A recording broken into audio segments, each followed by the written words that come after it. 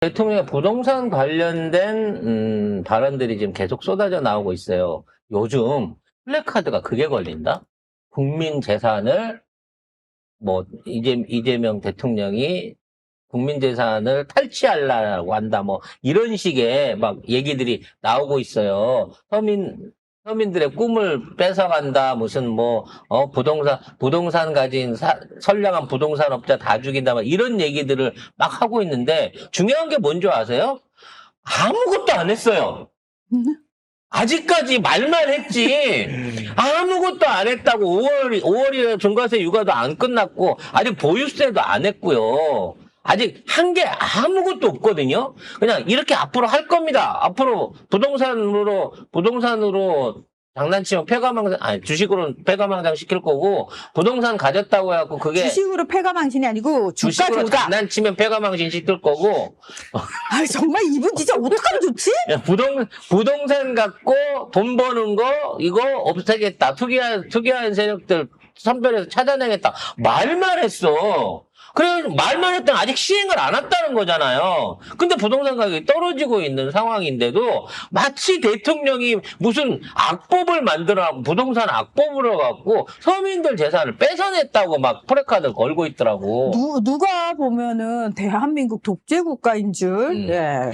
그래서 대통령이 얘기를 했습니다. 일단 부동산 투기를 막는 데 가장 큰 부분은 대출이다, 대출. 남의 돈으로 땅 사서 돈 버는 거, 이거 막을 수 있는 금융 부분에 대한 제재가 중요하다라고 얘기했어요. 맞아요. 네, 세금은 핵폭탄 같은 거다. 최종의 무기다. 최후의 수단이라고 얘기를 했거든요.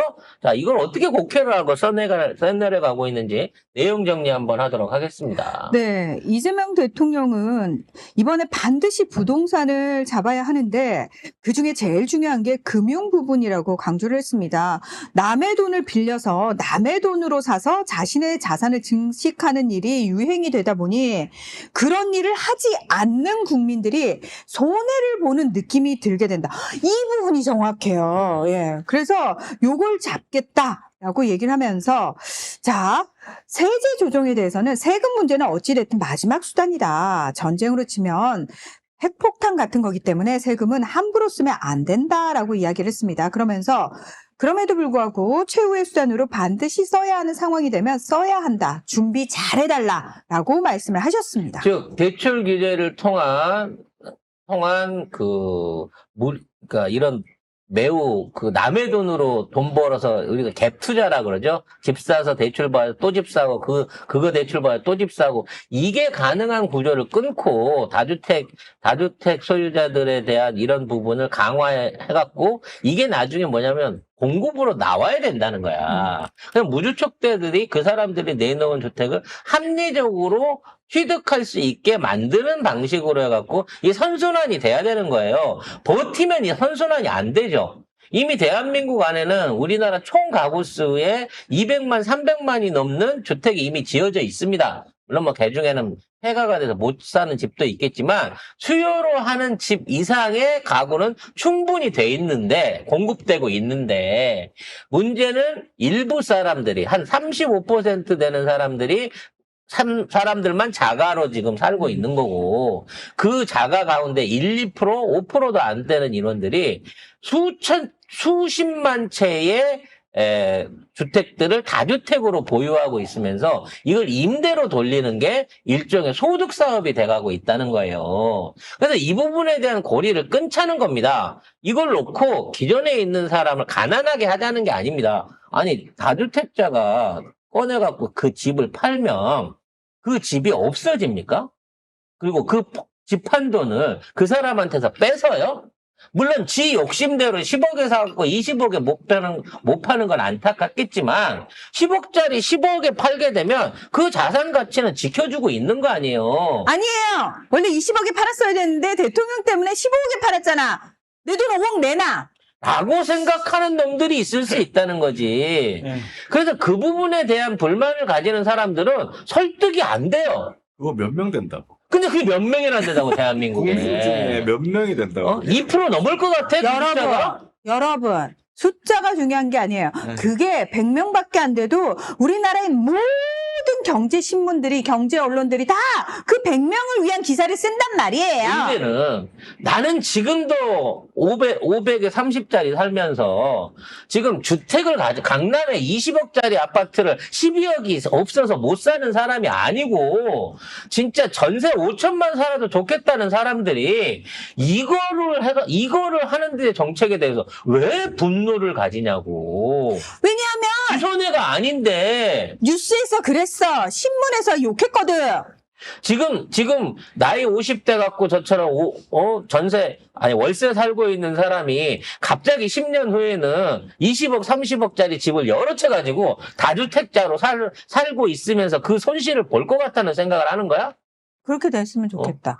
아니, 나도 진짜 그랬으면 좋겠어. 종부세 걱정하고 이재용 상속세 걱정해주는 분들 이재용의 100만 분의 1이라도 돈을 좀 가지고 그런 고민을 했으면 좋겠다고. 왜 거기에 자기들이 동의가 돼가지고 거기를 분노를 하냐고. 상속세는커녕 빚밖에 상속 못 받는 사람들이 왜 재벌가의 상속세금을 걱정지게 그러니까. 해주냐고요? 결국에는 이재명 대통령이 하는 거는 이제 국민들이 집을 안전하게 살 수 있게 좀 더 저렴하게 사서 편안하게 살 수 있게 해주려고 하는 거잖아요. 내 자산이 1원도 안 되는데 나중에 내가 죽을 때 내 자식한테 20억 남겨주려고 하는데 20억이 넘게 되면 세금으로 그걸 다 국가가 뺏어간다네?